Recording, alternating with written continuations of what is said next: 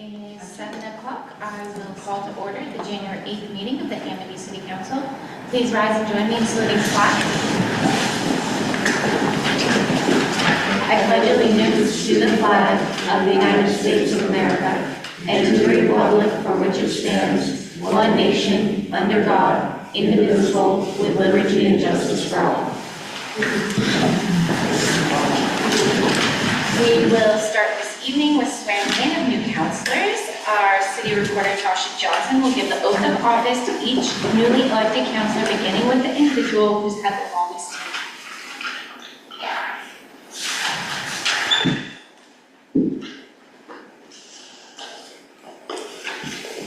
Mayor, do they come up? Yeah.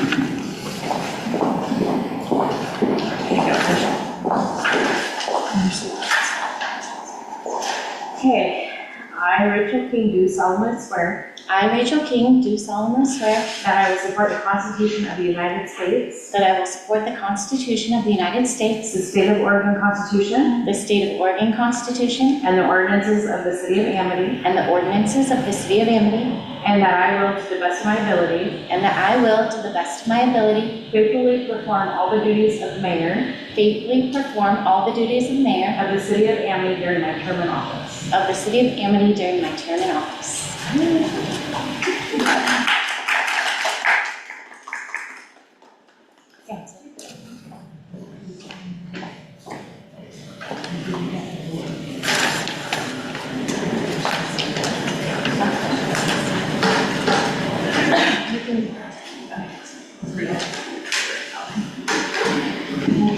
I'm Melissa Bojorquez, do solemnly swear I, Melissa Bojorquez, do solemnly swear that I will support the Constitution of the United States, that I will support the Constitution of the United States, the State of Oregon Constitution, the State of Oregon Constitution, and the ordinances of the City of Amity, and the ordinances of the City of Amity, and that I will, to the best of my ability, and that I will, to the best of my ability, faithfully perform all the duties of City Councilor faithfully perform all the duties of City Councilor of the City of Amity during my term in office. of the City of Amity during my term of office.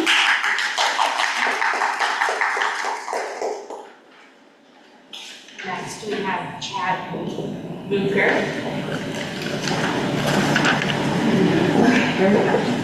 I, Chad Luker, do solemnly swear, I can't say that word, sorry, swear that I will support the I'm nervous. I, Chad Luker, do solemnly swear I, Chad Luker, do solemnly swear that I will support the Constitution of the United States, that I will support the Constitution of the United States, the State of Oregon Constitution, the State of Oregon Constitution, and the ordinances of the City of Amity, the ordinance of the City of Amity, and that I will, to the best of my ability, and that I will, to the best of my ability, faithfully perform all the duties of City Councilor, faithfully perform perform all my duties as City Councilor of the City of Amity during my term in of the office. City of Amity for the term of office. Congratulations. Councilor Luker, we have a seat on this side or this side. Take your pick.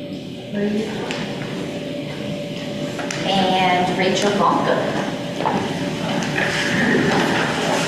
I, Rachel Blanco, do solemnly swear I, Rachel Blanco, do solemnly swear that I will support the Constitution of the United States, that I will support the Constitution of the United States, the State of Oregon Constitution, the State of Oregon Constitution, and the ordinances of the City of Amity, and the ordinances of the City of Amity, and that I will, to the best of my ability, and that I will, to the best of my ability, faithfully perform all the duties of City Councilor faithfully perform all the duties of City of Councilor the City of Amity during my term in office. of the City of Amity during my term in office. Welcome. Thank you.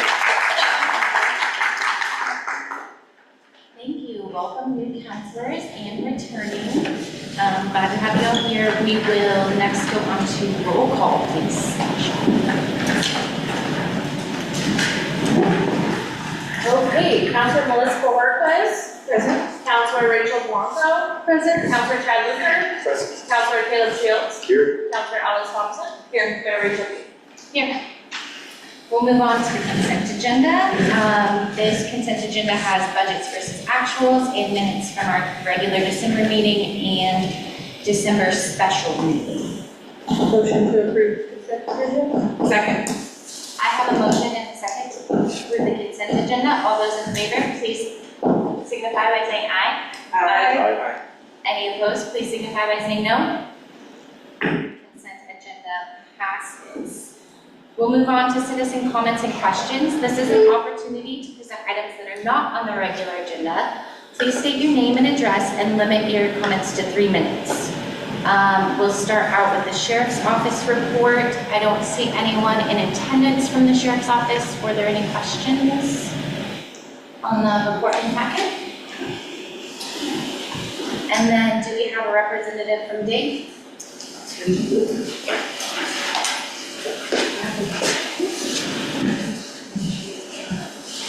Hello, I'm Erin Rainey, representing DIG and the Daffodil Festival. And so we have a new year, and so we have new energy. And I believe on Monday next is the 13th, we will have a meeting at 5:30.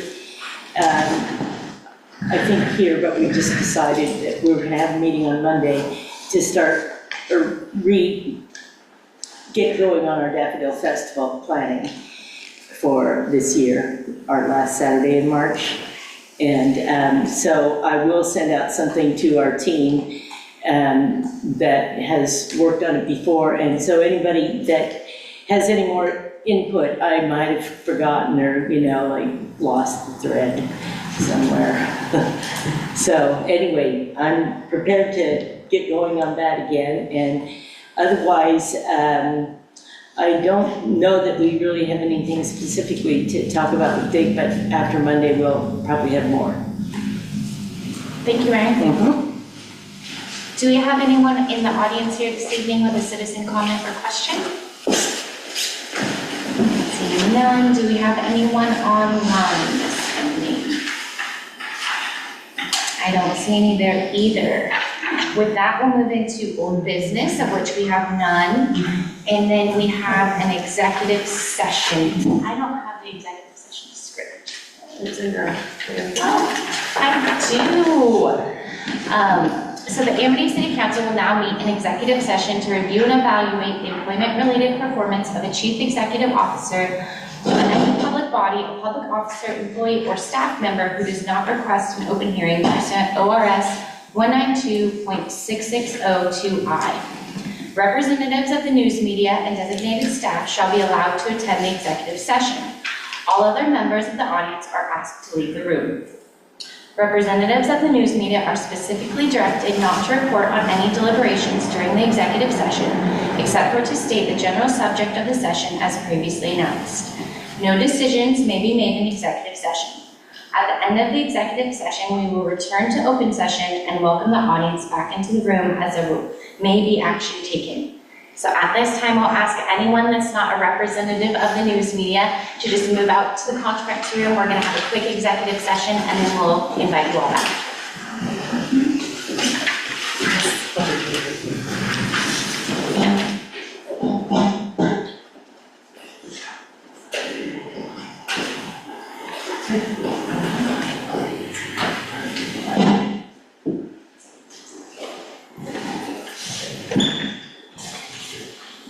Thank you. Okay. Executive session is now open. I did pause the recording. We have someone else on Zoom.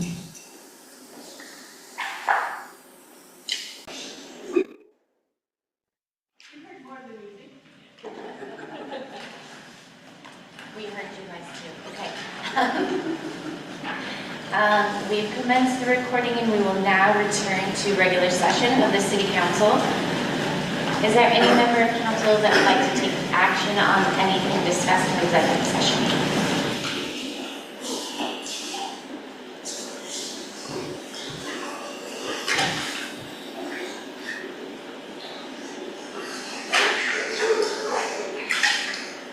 I would like to move that we give the pre-discussed pay increase to the city administrator for a contract period. Second. I have a motion and a second to approve the previously discussed pay increase for the city administrator. Any further discussion? All those in favor, please signify by saying aye. Aye. Any opposed, please signify by saying no. Motion passes. We will move on to election of our council president. So our city charter states that at its first meeting of each year, the council must elect a president from its membership. I'll ask the council, would anyone like to make a nomination? I would like to nominate Councilor Bojorquez. Do I have a second of that? I second that. Councilor Bojorquez, would you accept the nomination? Yes. Okay. So I have a nomination and a second to make Councilor Bojorquez our council president for 2025. Any further discussion? All those in favor, please signify by saying aye. Aye. Any opposed? Congratulations, Council President Bojorquez. Our next item of business is a presentation. We have a plastics project presentation.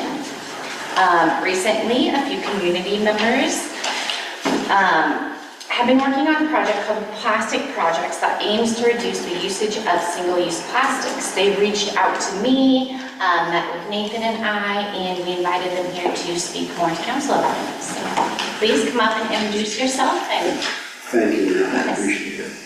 Hi, my name is Chuck Morrison. My wife Cecile and I have been residents of the Amity since the first day of COVID. That's the way I remember it.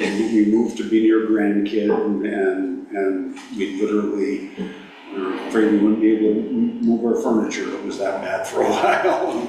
We finally got everything, and we've been here ever since. And we'll be here for a while longer, God willing. The plastic project, let me give a little bit of background on it, is an offshoot of a nonprofit organization called Zero Waste McMinnville. It really means zero waste Yamhill County.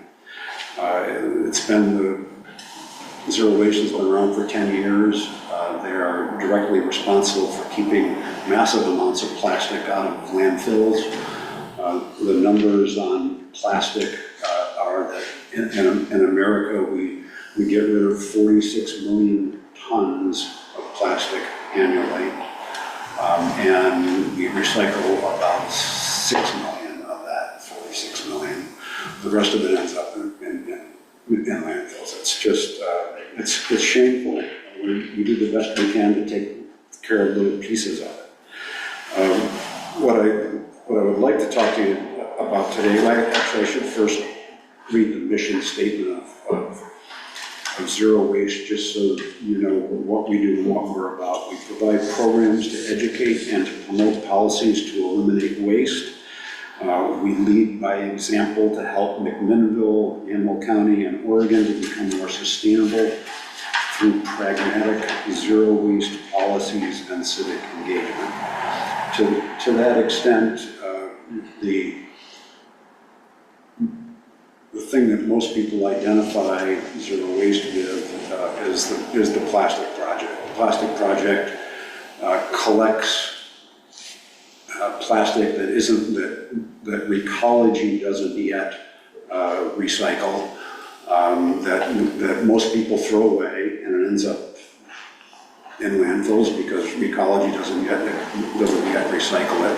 But they help us by supporting us to do this program.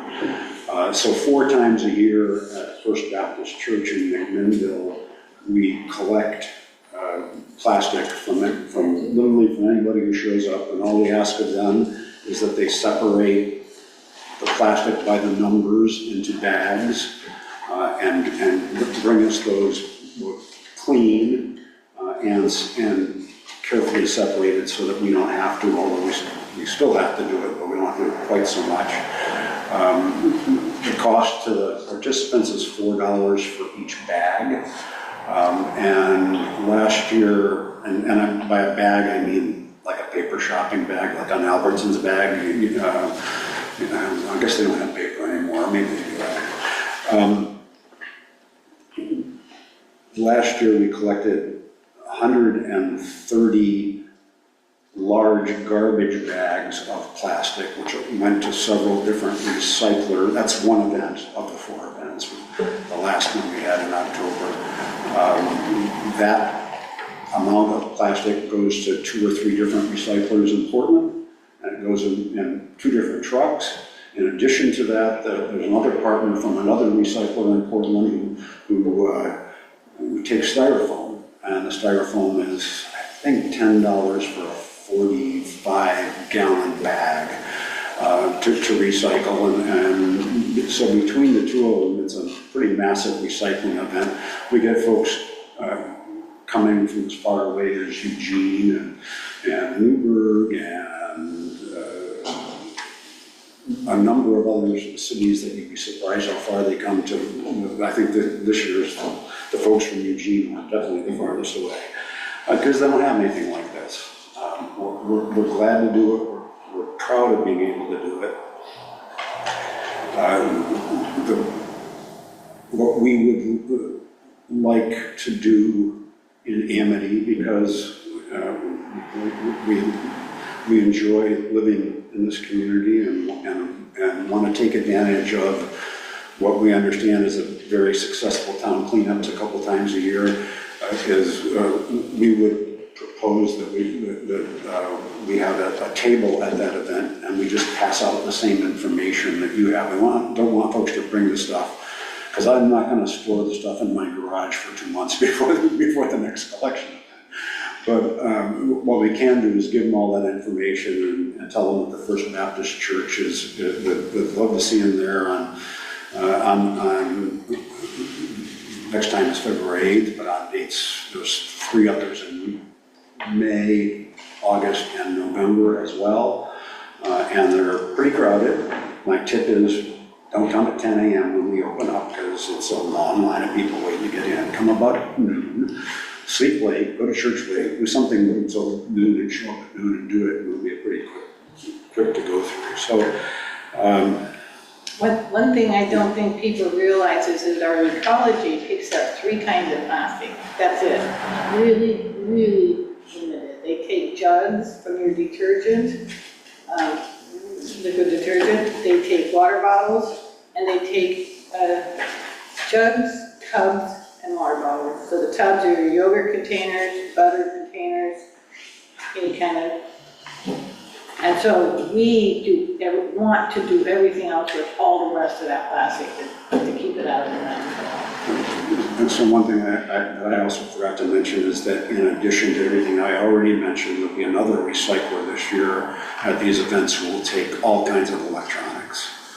And I don't know the cost of that offhand, but I'm sure it's not incredibly cheap, not incredibly expensive. So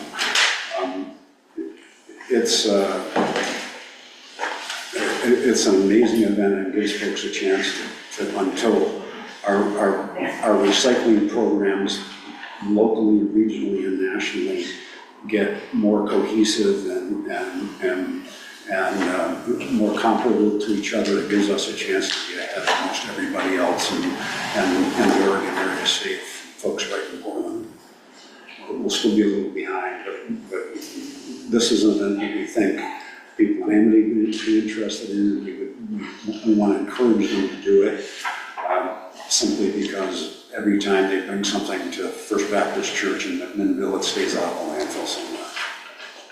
We'd be glad to take any questions. If I missed anything, please. Well, first of all, I'd like to say that the idea for our town, we came up with the name Plastic Free Amity, and that idea is that we get the merchants and the restaurants and the businesses, when they pass anything out to the public, that it's compostable, reusable, multi-use. So we used to go to the Mexican restaurant, and they took 2, Chinette plates, or a Chinette plate, and they put foil over it. That was perfect, take home. The next time I went there, they were using foam clamshells, which are really, really horrible. So I don't know why they switched, but the idea is to get everyone to distribute to the public plastic free. And I've had people say, oh, so what are you going to do about the grocery store with the grocery bags that are plastic? You can't really be plastic free. And I'm like, no, you can't ever really get zero waste either, right? We're trying to start with the businesses so that when tourists and people come through, and we can kind of promote this as an exciting thing our town's doing, that when you come to our town, we're making an effort to present things to you that are plastic-free. And so that's my excitement, that Amity gets kind of on the map, is, yeah, that town never passes, it gives you anything plastic. You know, and there's a small group of people that'd be really fun, you know, they might come here to get coffee because it's in reusable cups. Yeah. We might be able to provide startup kits. I think the coffee kiosk might be our biggest challenge because they use a lot of plastic cups. But we plan to go around to each business and see what we can do for them, if they're interested, and what kind of products they're using that we can offer alternatives. So we're coming to you tonight to see if this community that you know much better than we do would be excited or be willing, or it would be a good change that they might want to go in that direction. So that's what we're asking if this is a fit. Because we're willing to participate, we're willing to like walk the streets, so, but we don't know what you think. Well, first off, I just want to thank you for coming before us. Second, I want to ask if council has any questions. Comments, but no questions. Yeah. Same, okay. And then I will just answer you really quickly in that I love your enthusiasm, and I think a lot of other people would be on board as well. And so a lot of times there's great ideas and you just need people that will put in the effort to get this startup, and then that's how it builds. And so I'm really happy to hear that you guys are willing to do that. And I think that you have the startup momentum, that there are many people that would get behind it. Oh, okay, I appreciate that. good to know. I think that all of that stands true. I didn't know this until I became a council member, but there is a glass recycling that we have that our biggest issue is clearing it out enough. So I think clearing it out often On a enough regular basis.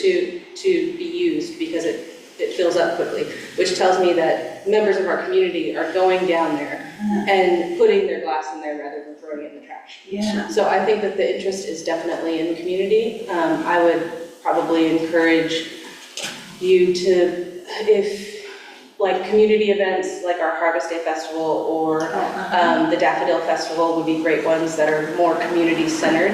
Again, Amity Day might be a great one for you to have a table at. 2 or 3, Harvest, and Yeah. and Daffodil. Right, so those 2 of our upcoming Harvest Festival just passed, but those are very locally centered, and I think that you could reach a lot of our community members by being out in public in that.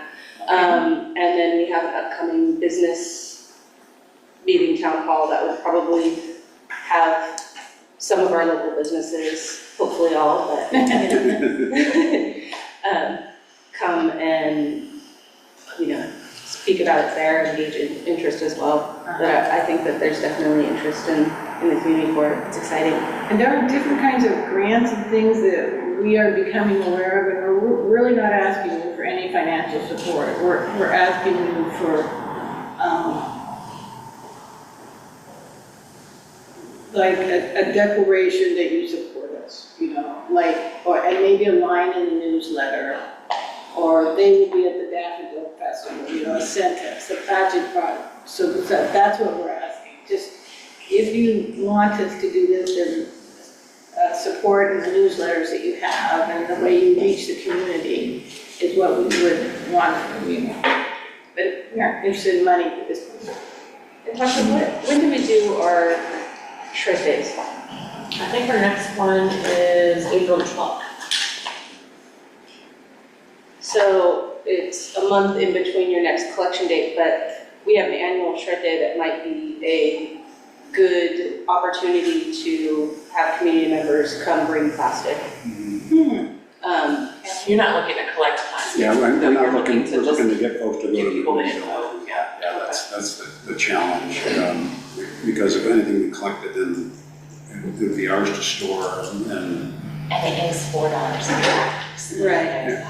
But it's also an event that's not, I think the flow of that event would be a good collection time for community members who don't go to McMinnville or don't drive, or if we have someone willing to store it, then Yeah. honestly, with our business. And so the shredding event might draw the people that would also be interested in. Right, they're already bringing their paper down to us to shred. If we tack it on early enough to the flyer, we could note that they can bring it down for this cost with, you know, zero waste will be there collecting, that kind of thing. So, yeah, if that's something you're interested in, I can connect you, we can reconnect and talk about what that might look like. And then, because it's not a formal action or a formal declaration, I'll just look, is there any opposition to the city and the city council being supportive of this movement in town? I mean, I think unanimous support from the city council. That we want to see you guys succeed and we'd like to be updated, and if there's anything that we're able to do to help, you know, we're open to discussion and want to do what we can. And are you putting that in the form of a resolution or declaration? So that is something, if you want that to happen, it has to happen ahead of the meeting so we can have it on the agenda and do a vote on it. So for right now, it would just be an informal consensus. I see, okay.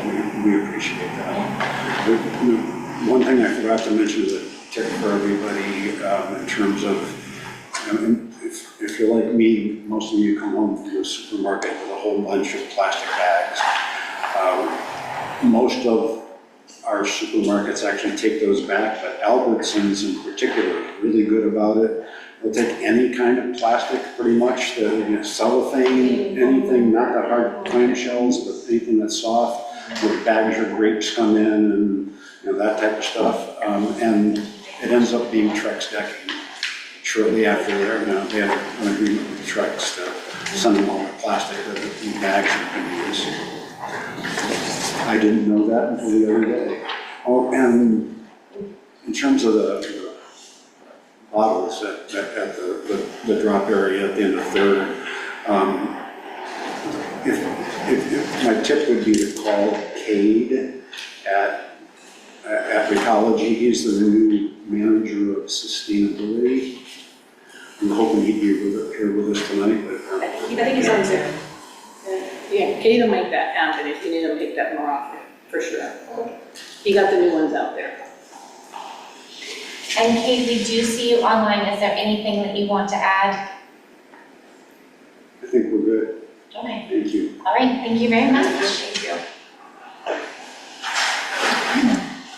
Or next, Excuse ourselves. oh, yeah. Thank you for joining us. Thank you. Our next item of business is to appoint budget officer and approve the proposed budget calendar. Oh, no, it's discussion of goal setting.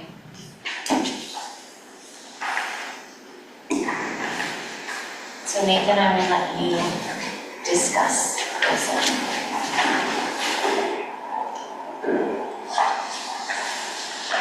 Did you give it to me? Yeah. Oh, this actually came from Tasha. Oh, Yeah, but happy to to go through it here. Basically, prior to our normal preparation for budget, the city council normally holds a goal setting session. This is usually on a Saturday. Usually we start about 8:30 a.m., go until around 2:30. Sometimes it's a little later than that. But really the intent of this meeting is to update the council on any urgent or pending issues or projects, major projects that we're looking forward to. Staff comes prepared to that with having talked with pretty much every employee in the city about, any goals that we might have, any long-term needs that are coming up. It's also the council's chance or opportunity to assign committees to review the survey results. The community survey is currently live. We're getting some good results to that. So it's council's opportunity to review those results and kind of use that in setting goals and then identify priorities to pursue during the next fiscal year.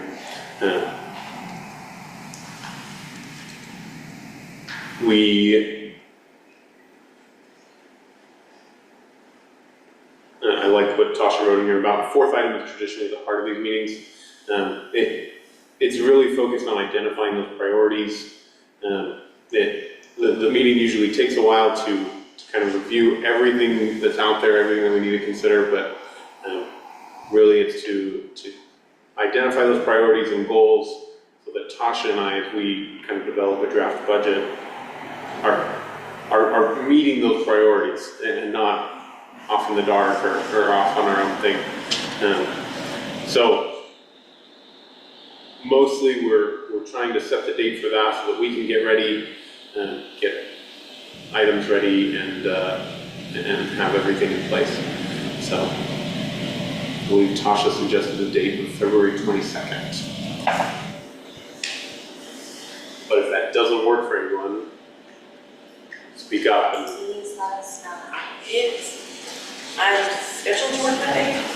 I am trying to make myself out of it, but we have to have a breathe for this rest now. If that's if other weekends don't work for other people, we can. I know I'm not available the weekends before that or after that. I know I'm not available weekend after, so if that's like the only, Saturday is like the only. Okay, well, I'll tell her. Also, I apologize, I didn't even know that I got lost from, I just thinking it over. I'll look what I have. I'm open. Yeah. And I'm happy to host again. Yeah, it was great. Councilor Blanco, are you available on the 22nd? Okay, and last year, it was held in Councilor Thompson's classroom at the high school. It was very accommodating, it was a different classroom than what you know. She offered that again, so that's what we're planning. They're out there and for that. And food is provided throughout the day and snacks and drinks, so come hungry. Come hungry and expect a long day of work. Yeah, Yeah. I think last year got over about 4:30. It's in depth. We had a learning that system last year too. Yeah. Are we gonna have?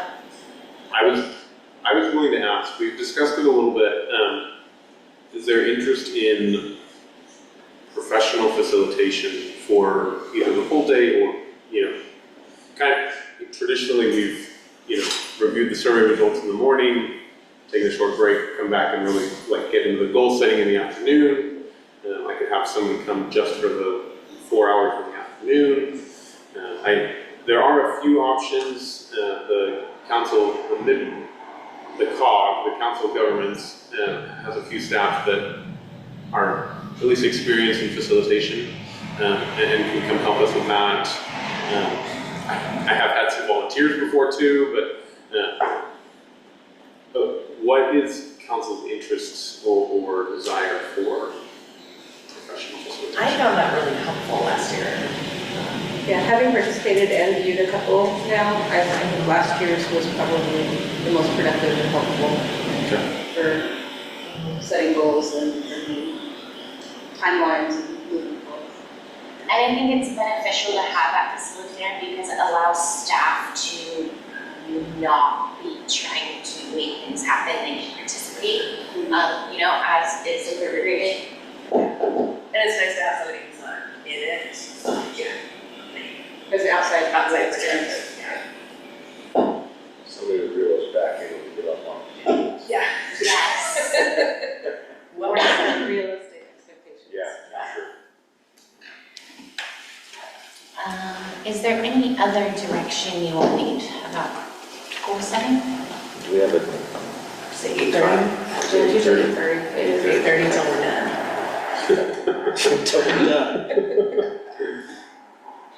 If you need to leave early, please bring a note.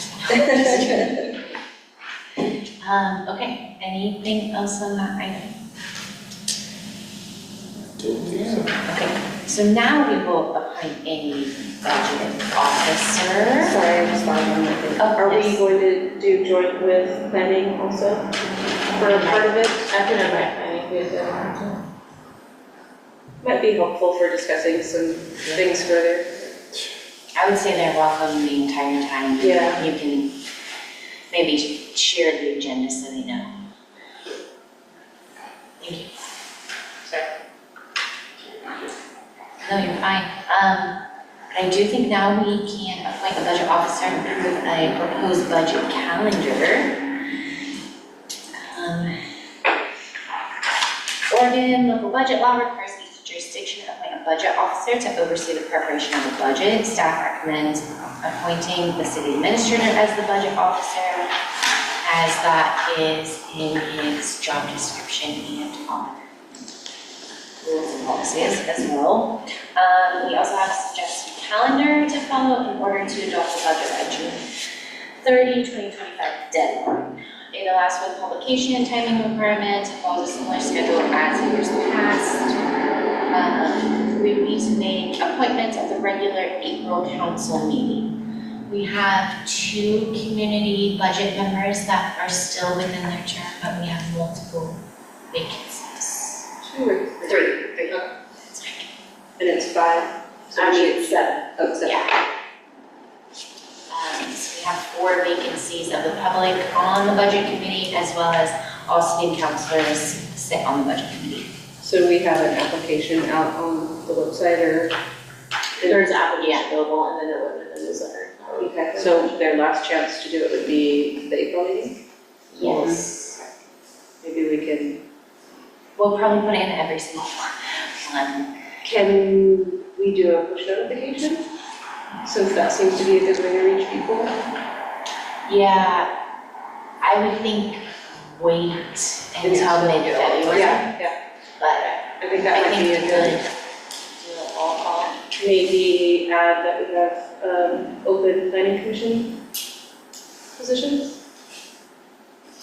Yes, so, semi-related, so I will say now, I was going to ask Nathan to do a Facebook update on tonight, welcoming new counselors and all that. If you also just wanted to do something like bullet points, like we also have this vacancy, that vacancy. If you are excited by this and still want to get involved, here's all the open opportunities. Committees and positions? Thank you. So this looks like we would,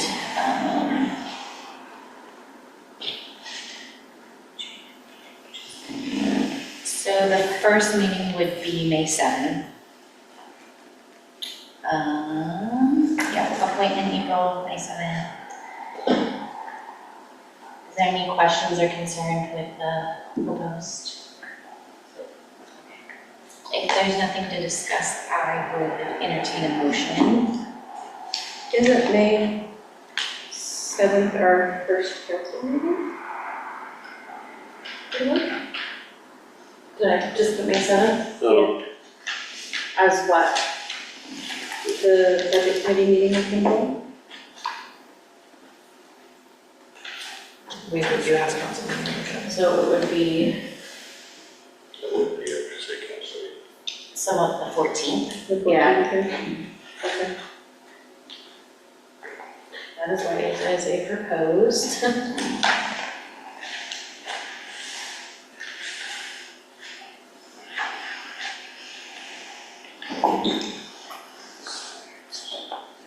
Yes, May 14th. Okay, so do I have a motion to approve proposed budget calendar with the amendment of the first committee meeting happening on the 14th?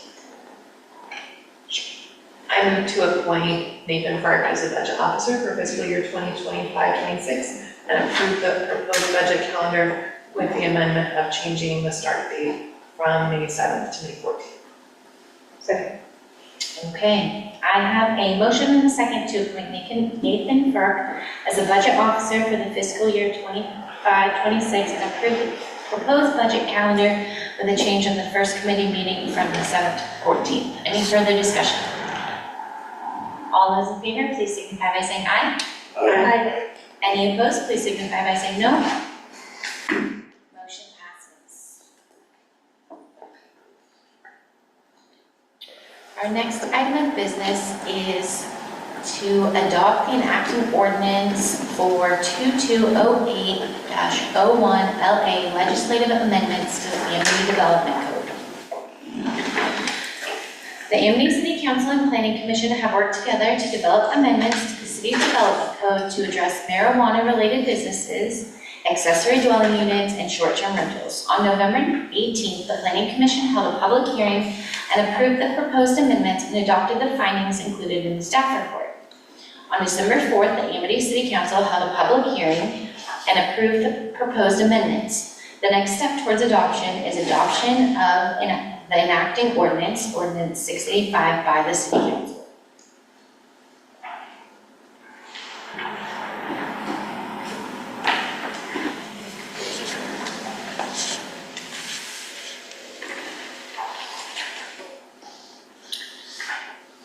Is there any questions on the ordinance in question?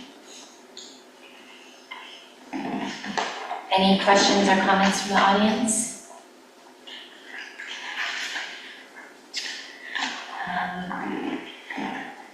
Do I have a motion to read the ordinance by title only?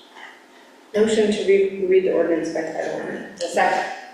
I have a motion and a second to read the ordinance by title only. Any further discussion? All those in favor, please signify by saying aye. Aye. Any opposed, please signify by saying no.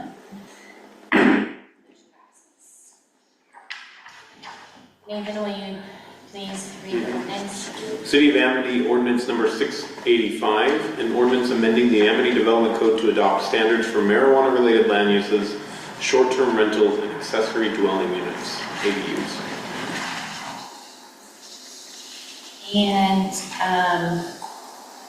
the language changes that were going to happen, Holly talked about during her staff report, those have happened.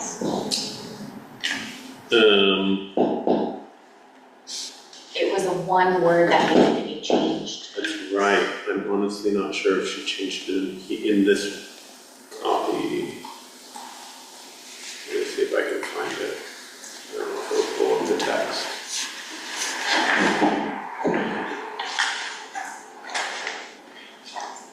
That one term is still in there. That grandfather, yeah, that term is still in there. So I'm happy to get that changed out. I'll need to grab it. Yes, so what we're looking for is a motion to adopt the ordinance. The attached ordinance wouldn't have to do with the wording of the actual development code. It would be adoption of the ordinance that does not contain the language change that needed to happen. So we could move ahead with this one for us. I did have just one question on our discussion. I thought we had decided that each ADU did not have to have a separate meter. Was that something that? It was something the engineers brought up at the planning commission meeting. And so when the planning commission recommended it to us, it was with separate based on what the engineer said, so we adopted with the engineer's recommendation. It was different than what our initial discussion was. So even in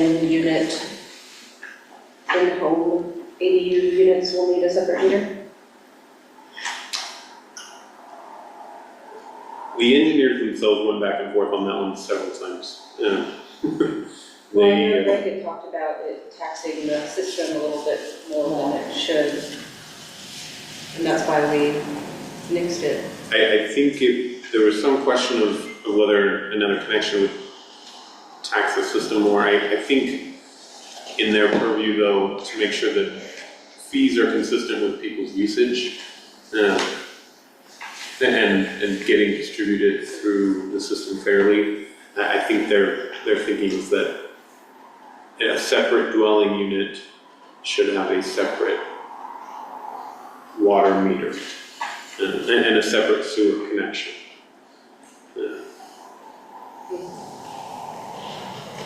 But it is. Even within the same unit, and my thought on that line of thinking is that's also public safety fee. It's also the SDCs because we're adding an entire, like, one or more person unit to the system. So like we're adding another person to the park system, we're adding another person, at least one to however many the ADUs and all aid to the system.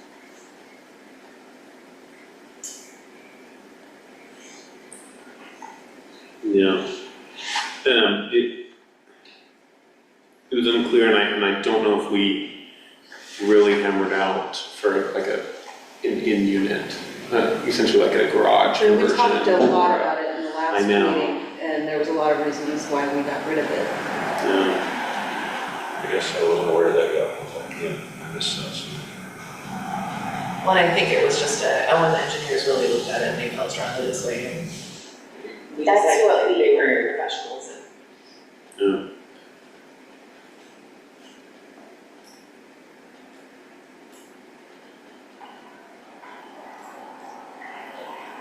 I also didn't quite understand page 12 of 16, the highlighted change.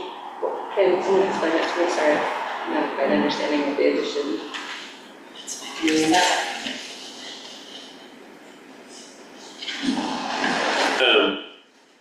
It originally, so the language in here originally tried to call out, it said short-term rental property owners shall report occupancy data and remit transient room taxes to the city of Amity, I think, like on a quarterly basis. And we brought up, or Holly and I realized that the ordinance that establishes the tourism committee and the transient room tax specifies when and how often short-term rentals should be remitting that tax. Initially, the first draft said annually, and then it's actually monthly.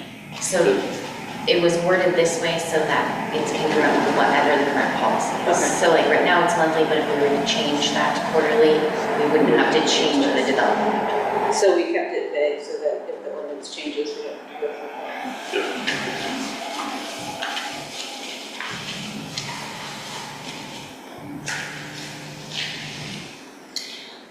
The difference that you brought up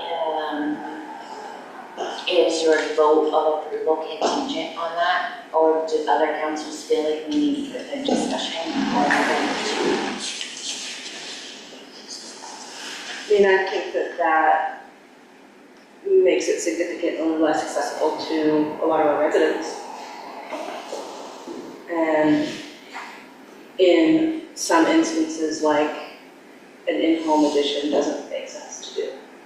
You know, I think that that's just gonna make it so someone is doing it illegally rather than doing it safely. I think it's something to consider. I mean, I want to see ADUs in Amity. I think it's a really good opportunity for Amity and needed in our housing here. It's definitely a gap.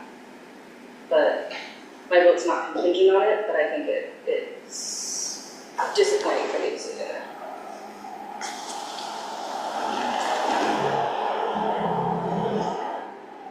And I would say I agree. We've made it through a long process though, and the council has this ordinance before them, so I'll ask if there's clarifying questions or further discussion.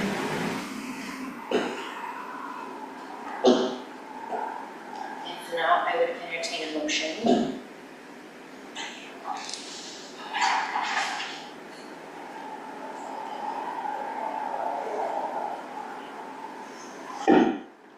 Motion to adopt ordinance number 685, an ordinance amending the Amity Development Code to adopt standards for marijuana-related land use, short-term rentals, and accessory dwelling units, ADUs. Second. I have a motion and a second to adopt ordinance 865, an ordinance amending the Amity Development Code to adopt standards for marijuana-related land uses, short-term rentals, and accessory dwelling units. Any further discussion? All those in favor, please signify by saying aye. Aye. Any opposed, please signify by saying no. Motion passes. And then we'll also see a second reading and vote of this at the next meeting.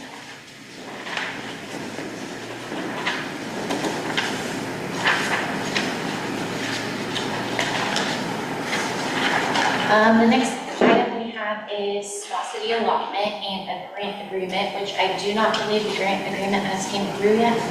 It has unfortunately not reached my email just yet. And so if we would like to hold off on this one until next month, we can do that.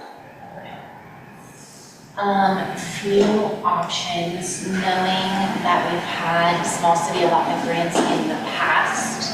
We do have the option to approve the grant and authorize Nathan and/or I to approve it. Given the nature of it not being that much of a rush, in my opinion, we can wait until we have that grant agreement in front of us. I don't know if there's a preference. It's a pretty boilerplate template of the other SCA grants we've had in the past, would be my guess, but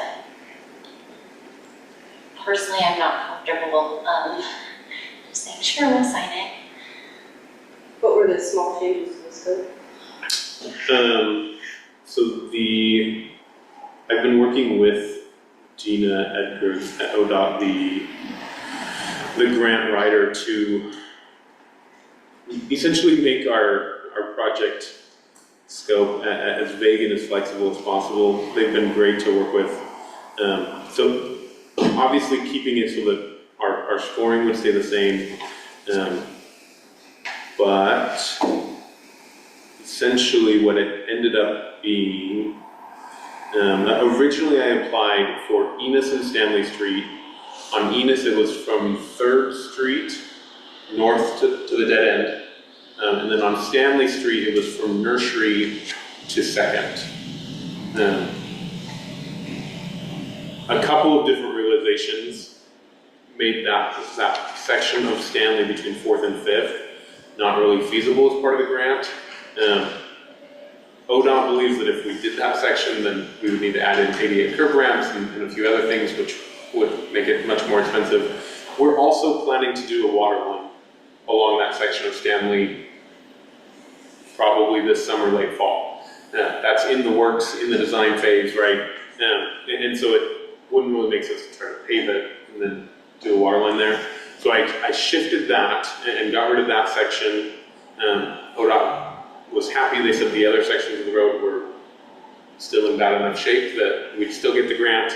And so essentially I made it Stanley from 4th to 2nd, and then I added a small section of 2nd Street as well. Essentially, It's one of the worst, where it comes off of Venus right there, it's that whole intersection, probably 90 to 100 feet back from Enos. 2nd Street is really bad. It gets okay there for a little bit in the middle. Basically the other language that we finalized was that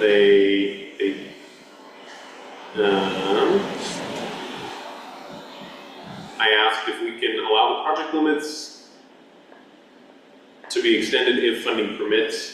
If funding permits, I'd love to do the rest of 2nd, right? And then there's a small section on 3rd as well, right next to Stanley. You can kind of see a clear line where all of a sudden 3rd's fine, and then that section right there by Stanley, it's really rough shape. And so if funding permits, I can add a little bit there. So we wouldn't have to go back to that. Yes, yep. But initially, it was scaled down a bit, knowing that we got 205 versus 250, but then that would, yeah. They've tried to make it as flexible as possible based on how our bids and funding comes back. So, We talked about this.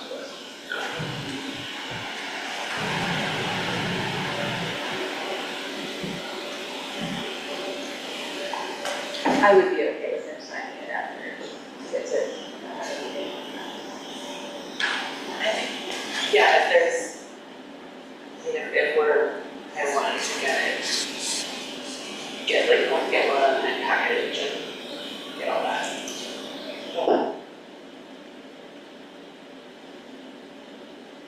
How does everyone else feel?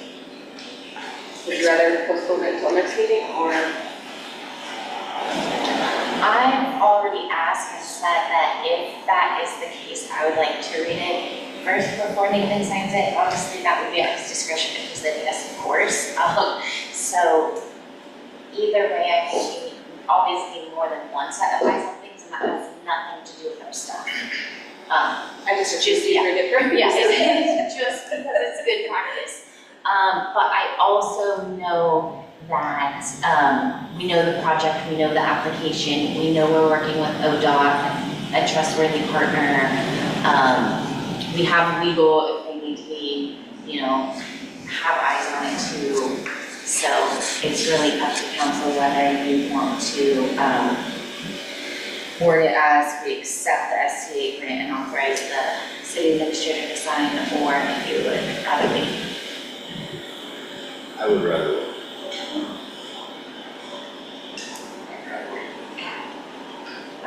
So we hope to see that come up first next month. Again, she had hoped to get it to me on Friday, so unfortunately it didn't come through, but. Do we need a motion? Motion to table the SCA grant agreement authorization until the agreement comes in. Second. I have a motion and a second to table this item until we have the agreement before us. Any further discussion? All those in favor, please signify by saying aye. Aye. Any opposed, please signify by saying no.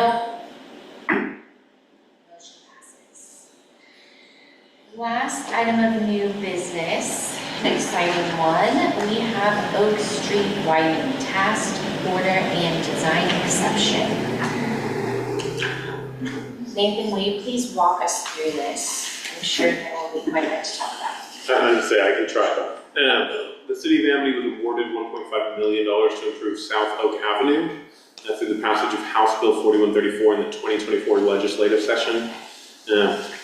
Essentially, this project is going to improve stormwater, sidewalk, and other infrastructure on Oak Avenue in anticipation of higher usage once the Amity Oaks development is constructed. They've started, they're on their way, so we know they're coming. It's just a matter of time and phasing. It'll probably be 4 or 5 years before they're fully built out, but they are starting. And so we had originally asked the developer to make some improvements to Oak Avenue, and they, along with the city, supported a request to our representative developer to essentially get funding to make all of the infrastructure improvements to that street that we would like to make, and that includes stormwater, sidewalks, and a bit of pavement widening, but probably repaving any bad issues as well.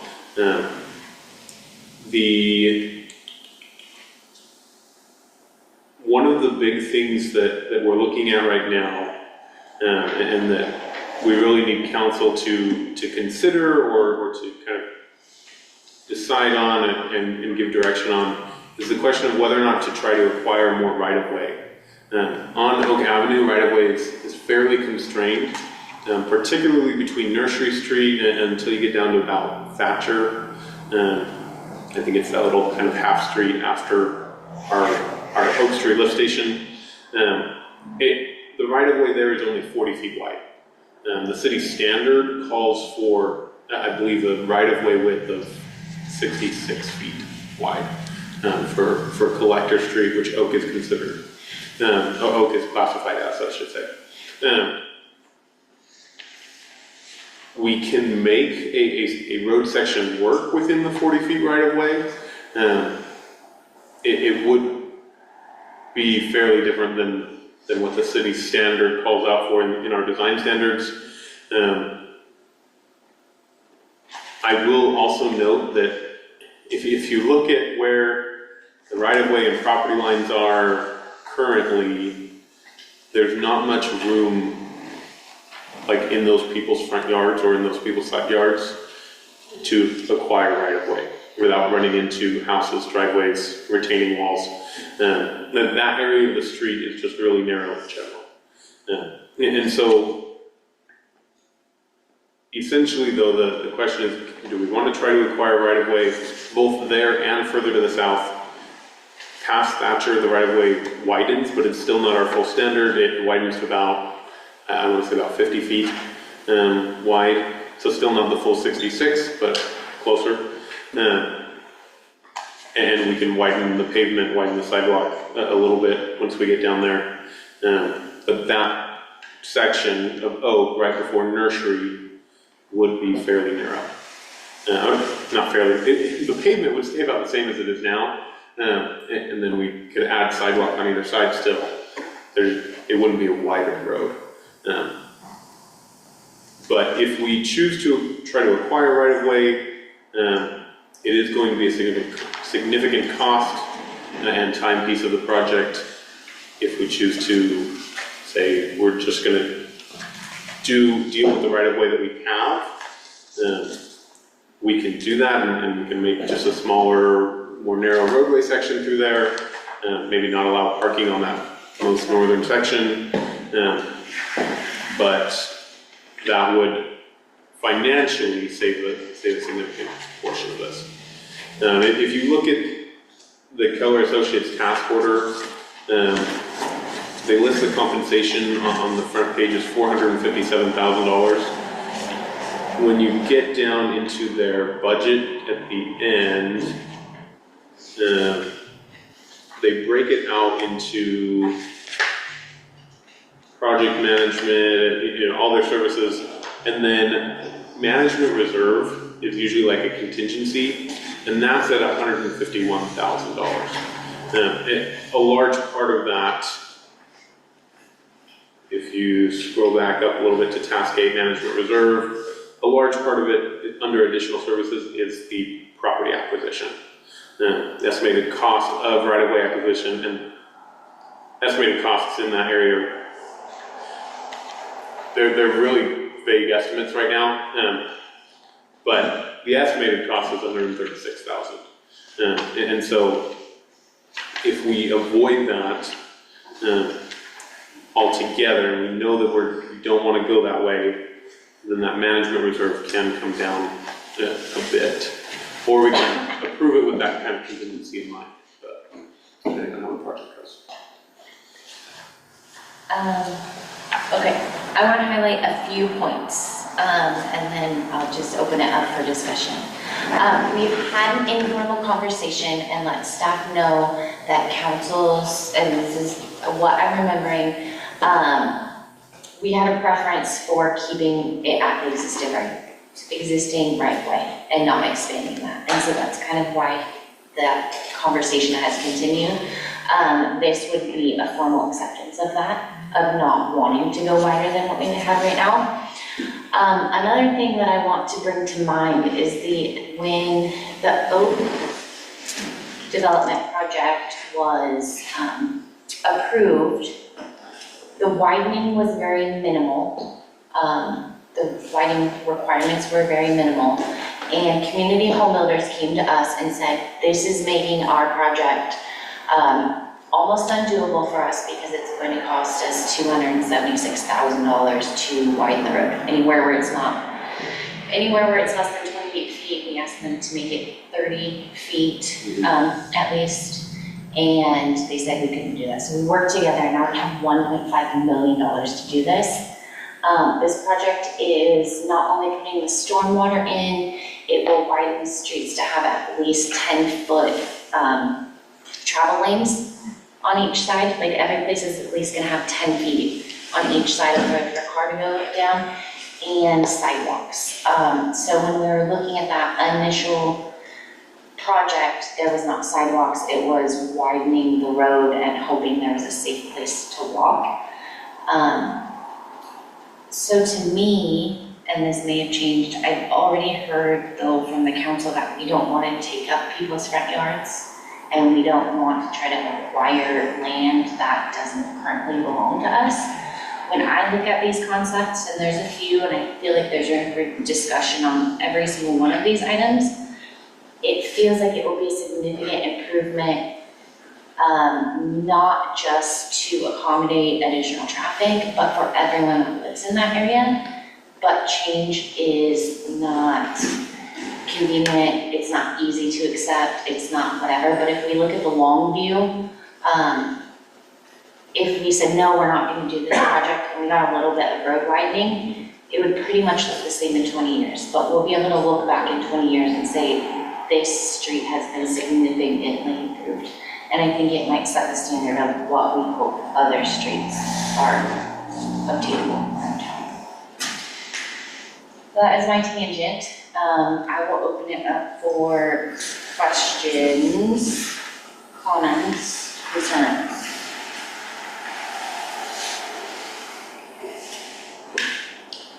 I tend to agree. I mean, 66 feet seems ridiculous for that area. It also is running into front doors. And Yes, literally front doors. Yeah. I mean, this feels like a no-brainer to me, but that's just my opinion. Yeah, I don't have any appetite in spending the money to destroy people's front yards. I think it brings about a future needed discussion because our transportation plan calls for all collector streets to be 66 feet wide. And I don't know that that fits the vision of Amity, so we need to work on that incrementally. Working on the comp plan, we'll work at the development plan, we'll, have a chance to look at our transportation plan.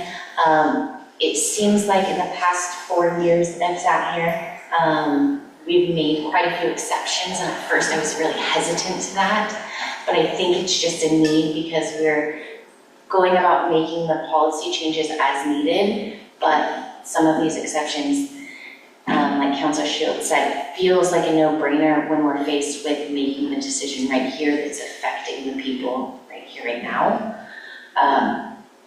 We're making the best decisions with the information we have in front of us and the situation that's in front of us. One thing I want to point out in this task order, and is that it says 17 months for engineering and construction. We work with Keller a lot, they've done a lot of great work for us. Sticking to timelines has been hard. There's no room for us to not stick to this timeline because we've been gifted $1.5 billion, and if it's not done within 2 years, they'll take it back. So for the record, I just want to say that will be a very important sticking point. And that if, I can't remember the figure you said, but 150 something for contingency, if that is outlined vaguely to be going towards land acquisition, if we're not acquiring that land, we should see the overall price go down. I don't think we should anticipate them finding another contingency that also costs $150,000.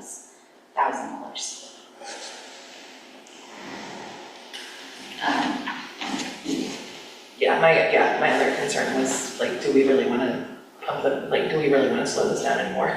Right, no, and that's very normal. I mean, we have seen contingencies be up to 40%. But it's just that I just want to reiterate that just because the contingency is there in a contract, I don't want a contingency to be found, just because.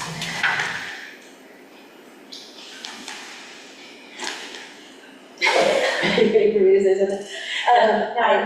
I think that going through this process and hearing community feedback, a lot of concern was made on the safety of kids walking to school there. And I would be completely on board of that first block or two having no parking on one side since it is narrower to keep pedestrians and cars safe turning that corner, which can be kind of a blind corner, depending on what direction they're coming from. I think it might be worth having, and typically there's not people parking there anyway. So this shows all the way from Nursery to Thatcher as not having any parking. Already in it? Well, just on the concepts. No. So right now, people are, because there's no curbs or gutters or sidewalks. I mean, they would be able to let them. Yeah, I mean, I don't notice that either. I don't notice a lot of people parking there now. There's the one house that's the only parking area they have is on the street right there. Just off that first block house. from the middle school there. Yeah, there's two further up, or two Well, in front of the house. But if they can park across the street, it's just no parking on one side. It shows no parking On both sides or what? both sides. Both sides. I mean, it shows no room for parking. When the engineers draw the sections, the travel lane, standard travel lane needs to be at least 10 feet. And so there's not room there for parking. There's also currently not room there for parking technically. There's plenty of places though people still park, and you But with the have sidewalk to do the curve, that's dance. gonna change. It would be hard. I will say, referring back to, and this is my personal recollection, I might be mistaken, but in the approval from the planning commission, it was to be posted no parking on one side. So we could stick with that rather than posted no That's what I remember as parking. well. Yeah, on the east side was marked no parking. Hoping that people would walk on the other side even though there wasn't a sidewalk, but now we'll have sidewalks.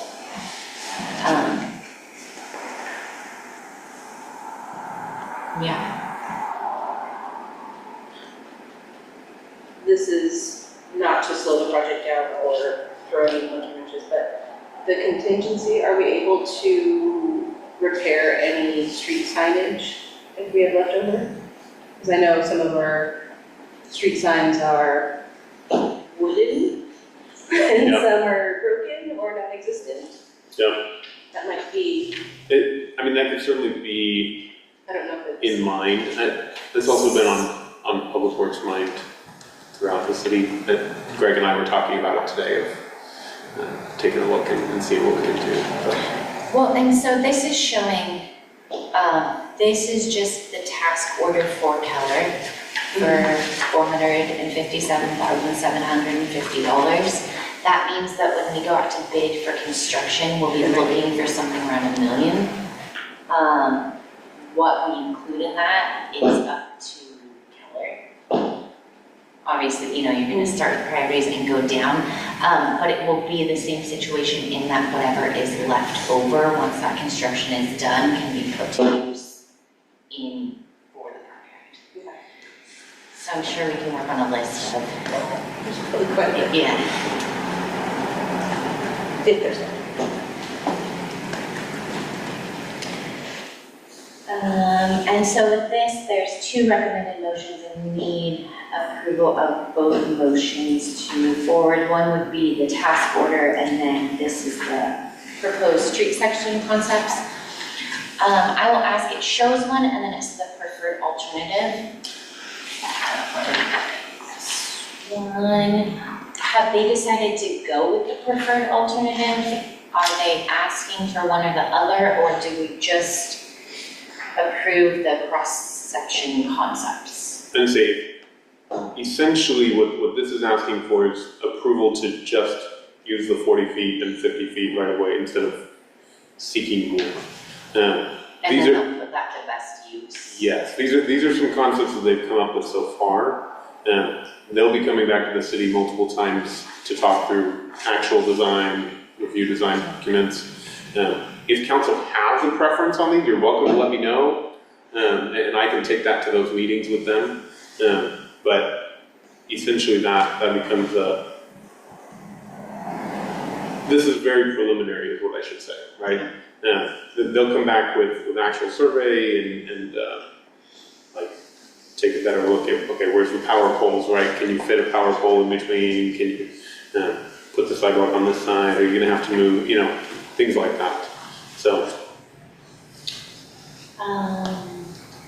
Before we finish up the discussion portion, is there any comments or questions from the audience on this agenda topic? We're just super tuned in because we live on Goucher, and that street's a disaster. paving is from, And when you say 66 feet, I'm like, I'm clutching pearls, that's all. Goucher is actually classified the same way as a collector. That would be, the pavement's not 66 feet wide. The right-of-way is 66 feet wide, and then the pavement it calls for is, I want to say like 36, 38, so still much wider. Right now it's 20. So it'd be almost double what. We were over here whispering, we need to move our fence back. I also have measured the 66 feet and it would take out the entirety of my landscaped road. So we all know, like, yeah. Has there been some sort of survey on the occurrence of bypass traffic on the road in question to be widened? Is that part of the survey of how often cars are passing each other, and what right of way is actually needed there currently?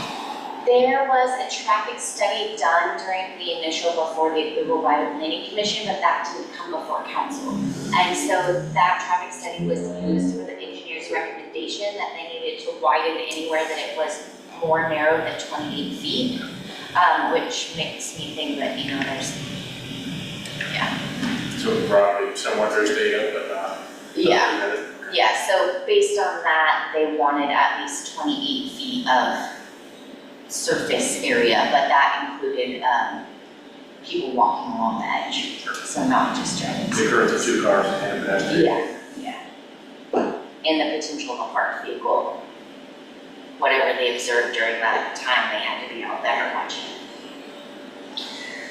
I know our new council members are just getting on board, and there's been a lot of meetings about this ongoing. Is there any questions or comments, or how do you guys feel about it? There's not much we can do on Council Street. Well, this, You know, we're taking, if you try to get 66 feet, you're going into a bathroom. I mean, on Oak Street. If we're looking at this as a whole, Yeah. you know, we've got to really focus on where our public safety is.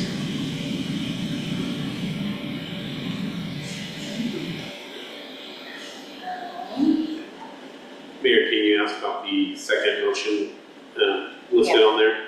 I might suggest just a language change. Instead of saying proposed street section concepts, just say a motion to approve like the design exception or the proposed design exception. That essentially, the engineers just wrote up that short memo, like it came out after the fact. Unfortunately, it was just a short memo. Normally, the city engineers approve design exceptions, and they didn't want it to be one of those where they approve themselves. And so they just wanted a little extra feedback on that. But. I did appreciate that, because Yes, that was nice, like, I didn't have to do that. it's also one of those common sense things, but Yeah. I appreciate that they actually did it.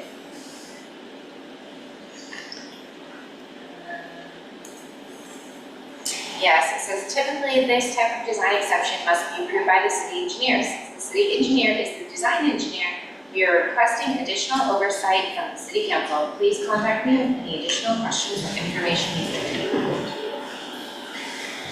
If there is nothing further, I will entertain a motion. A couple. Double. Motion to approve the proposed task order for the Oak Avenue widening project. Second. I have a motion and a second to approve the proposed task order for the Oak Avenue widening project. Any further discussion? All those in favor, please signify by saying aye. Aye. Any opposed, please signify by saying no.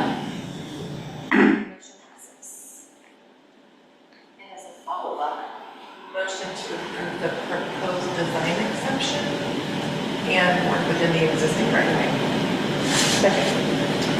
I have a motion to approve the proposed design exception and to work within the existing right-of-way. Any further discussion? All those in favor, please signify by saying aye. Aye. Any opposed, please signify by saying no. Motion passes. That is the end of our new business for this evening, and we'll move into department reports. We will start with our city administrator. Yes. I had just a few notes on there. Probably the big one is the trail rehabilitation project in the Amity City Park has officially begun. I don't know if anybody's been over there. It's been kind of gloomy, but the last couple days have been nice. If you get a chance, stop by, take a look. I think the new trail sections look pretty good. We're excited about them. There's going to be a few spots where we're going to put some, nice benches. And just try to make it, we had a meeting last night with a couple of Mayor King, Councilor Thompson, and then a few community members about the city park. And in that, we talked through a few ideas of what else we could add to the trail, whether it be some new plantings along it or some additional like equipment features. But so we'll be still looking into that, but it's exciting to see progress start and to start moving along with that. Water treatment plant is getting closer and closer to completion. The training and kind of onboarding is planned for the middle of February. Assuming all goes to plan, we'll be fully online within a few weeks after that. So excited there. Goucher Street project, I walked it today with the contractor. There were a couple little punch list items where, you know, the dirt around the water meter got washed out or, you know, little pieces like that that they're gonna fix. But for the most part, by and large, they have completed the water lines in Goucher and up to the reservoir. We are working on change orders still and hoping to get those in place and completed. But kind of the final two change orders that we're looking at are a repaving of Goucher, complete repaving, you know, with redoing the base as well, and then water lines, potentially redoing the water lines in Barney Alley and Church Avenue as well. Will those change orders need to come before council? Are they significant enough or? They are significant. A couple times ago, council approved my authorization on anything to get through the rest of the grant funding. Use it up, yeah. So we're trying to move those. But yeah, the paving is going to be about $300,000. And then that left us with approximately $200,000 left in the grant. And so that's where we're hoping Barney, either we can do Barney Street or we can do Barney Alley, or we can do a water line in Church Avenue, maybe both. I'm still figuring out prices on that, but we got survey back on both of those, and it looks pretty clear there's not much in those streets, so, and it's pretty easy for the contractor to just put a new water line in there. Significantly less engineering, I should say, so less design and time needed there. Other than that, the two other things that I wanted to note, I forgot to put them on here. January 25th, the City of Independence is hosting an ethics training for their city councilors. I believe Monmouth is going to join with their city councilors, and they've invited a few other cities as well. The Oregon Government Ethics Commission has made at least the first half of that training that Independence is getting ready to do mandatory for all city councilors and I believe staff that deal with public meetings and those kinds of issues. So this is a great opportunity. That I think the 25th is a Saturday.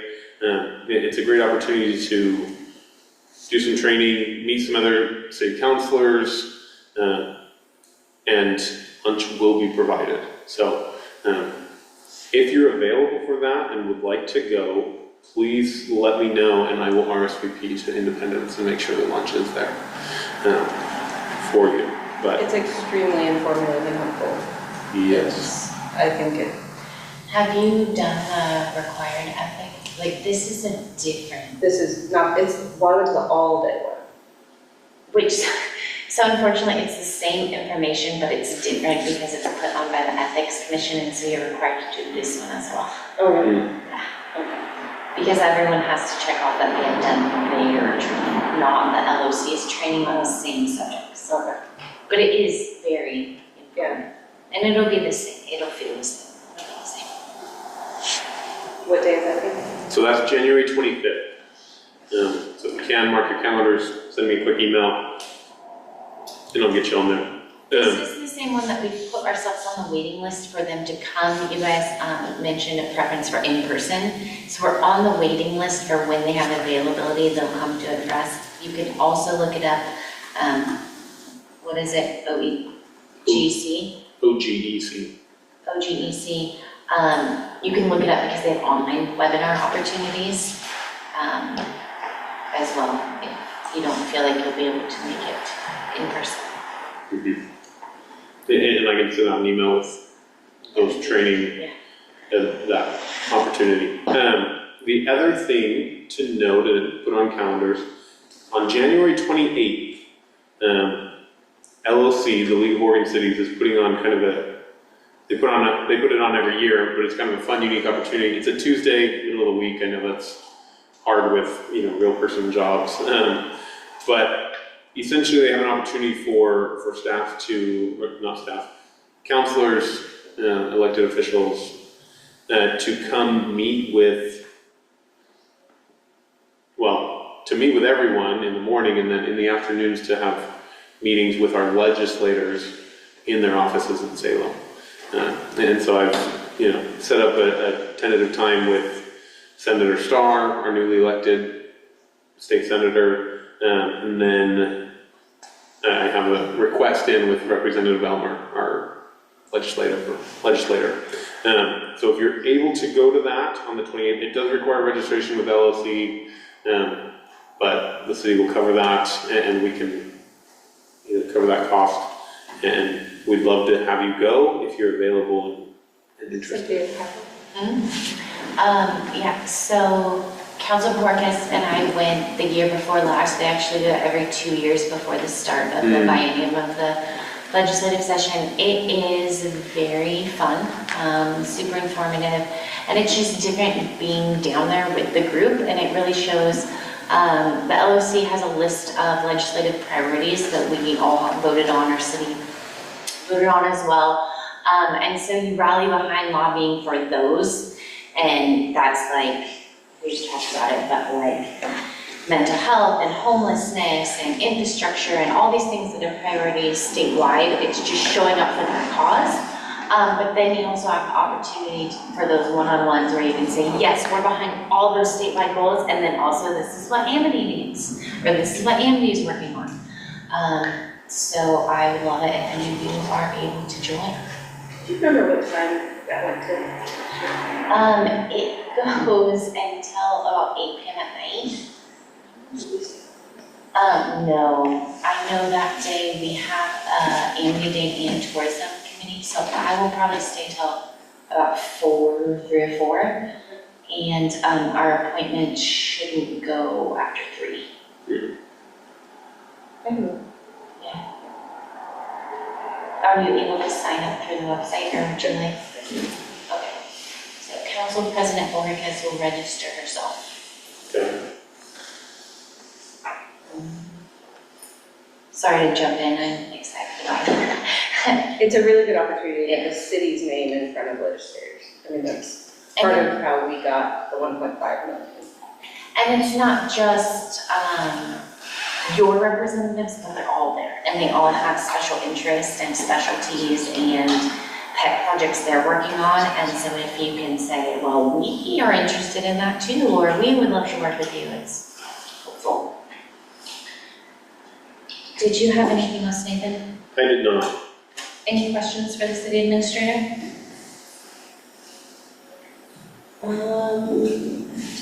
Were the benches in the other room part of what's going to be going on? So the company that's installing the trail, he had that in his office, and so he brought it down just as an example for us to talk about. I think after our meeting, we kind of decided that we didn't want those. We wanted like the nicer contour benches with back and like a full connected seat kind of thing. So It's made out of the same material, or it would have kind of the same finish on it. more durable than like a wood? Yeah. Essentially the same product, instead of like the little Instead of the diamond, it would be like small holes. smaller holes and perforations. I like the back one. Just curious. I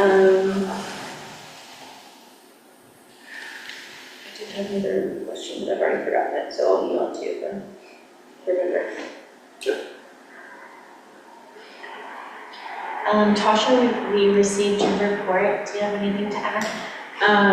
Yeah, I completed the field audit for payroll today. They came in person, they come in person every few years, and they give you a whole lot of time of the Tomorrow Surprise audit, and he told me I did a great job, and I actually am getting money sent back to the city because I sent in for city, so we'll be seeing some money back from workers' comp.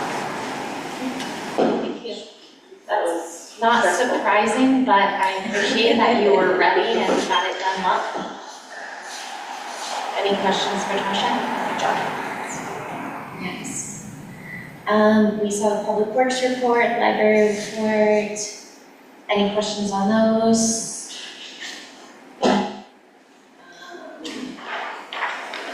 How long is the survey open? I believe I have the survey open until January 24th. This is the date I put it on. If you know somebody who's gonna turn it in the 25th, I won't turn them away, but trying to push it out and get interest while still understanding that Tasha and I have to take those results and get them ready for goal setting. Public Works question coming from your report. So we had another pre-enforcement notice. That is like a warning? It's essentially a warning. I'm worried that it is going to result in another violation and fine. And then is it for current issues? Yes, yeah. So that one's more up to speed than, the last one felt almost like they were finally finding us after 2 years for some older violations. This one is for at least more recent. There were a couple of things that they noticed in the inspection that we need to correct. We do have some opportunity to correct it as well. But when they send the pre-enforcement notice, it's kind of, DEQ's kind of confusing in how they do it sometimes. They have a compliance division and then enforcement division. Those are two separate divisions. And so Brent, our inspector, comes out and inspects and goes through everything with us, notices any violations, gives us those, but at the same time she has to give them to enforcement. And so enforcement then decides whether or not to pursue it further. So enforcement may decide, we just fined the city of Amity, they're working on it, we're not gonna fine them again, or they may decide, Say the same thing. hey, we really need to clean this up, let's keep going. I've heard that EPA is giving DEQ some pressure on enforcement, and so I wouldn't be too surprised if there is unfortunately another enforcement follow-up. And what was the nature of those non-compliance? Was it? There were a couple of more errors in the reporting. There were a couple of issues with meeting our permit limits. I know staff has been really diligent this year on how we're pushing wastewater out to the Salt Creek to make sure that we're meeting our limits every time. And so they've been better about that this year. This one also contained a few other things though, like the inspection notice that we don't have a clear quality assurance, quality control program for our lab testing. Like an incident response plan and a few of those items. Basically, we need to get documentation put together and more easily accessible within the office so that we know that we're all above board. So was it also an over-discharge issue or no? Yes. If I'm, sorry. No, that's okay. It's understanding, what Public Works is telling me and how the numbers work. Essentially, when we get lots of rain, our lagoons fill up faster than they should. And so Public Works pushes more and more water out to Salt Creek. And if we push too much too fast, then we go over our limits for essentially how much total suspended solids or BOD loading. There's a few different categories in there. But when we discharge too much too fast, we go over those. And so yes, it essentially boils down to over discharge. If we're not getting all that water, it can sit in the lagoons longer, it can be treated better, and not go out in as short of a time period. So 2 points, that makes me think that we really need to up our focus on I&I to keep the amount going in down. And also the silver lining is that we're working with DEQ. They've already helped us with some funding. We're going to be seeking improvements. Silver lining is it shows we're doing everything we can and it's not good enough, help us. I mean, so that's how I'm going into this is, we need support because what we have isn't doing what it needs to. Okay, thank you. Yep. Side note, city engineer, building report, and the attorney planner, any questions or comments on that? Okay, business from the mayor and city councilors, comments for the good of the order. Council President Bojorquez. Doesn't that? Councilor Shields. Other than that, Councilor Thompson. I was just gonna say that we had our park meeting last night, but we'll cover that, it was a good meeting. We've got some exciting options that we have to, like, just sort of focus in and get things going. Councilor Blanco. No. Councilor Luker. Nothing. And mayor's report and final comments. Nothing much, I just want to thank our newcomers, our returners, the ones that haven't given up and are still showing up. I appreciate you all. I'm really happy to be here. It feels a little different. My last mayorship was an appointment because a spot needed to be filled. This time I was elected, so I really appreciate the support from the voters that thought, oh, let's let her keep doing this. And then semi-related, I just want to say we're having our first meeting in the new year of the Yamhill County mayors, and there's quite a few new ones. So I'm really looking forward to that because I believe that every one of them are going to be able to be there, minus one. And so just to have that cohesiveness, and we're hoping to like really be able to not only just connect in that way, but really push forward bigger and look for things that are affecting us all and problem solve.